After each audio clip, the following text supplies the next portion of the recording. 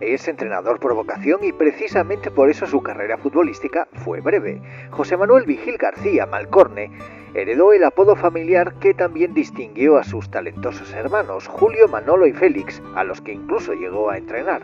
En sus tempranos inicios fundó clubes como el Olympique de Siero a comienzos de los años 70, entrenando luego al Sariego, Valdesoto, Lugones, Europa de Nava y al Siero, al que en 1982 estuvo a punto de subir a Segunda División.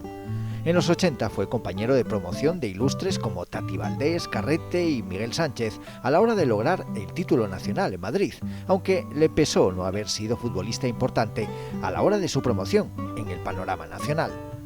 Méritos deportivos no le faltan. En prácticamente todos los equipos que dirigió, acabó cosechando éxitos en forma de títulos y ascensos, tanto en el fútbol aficionado como en el fútbol de base.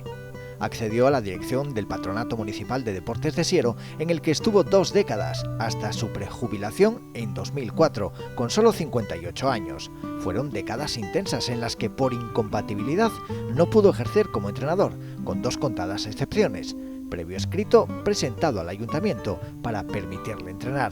En la temporada 97-98 dirigió al Siero, que se encontraba en una situación delicada y al que lograría salvar del descenso.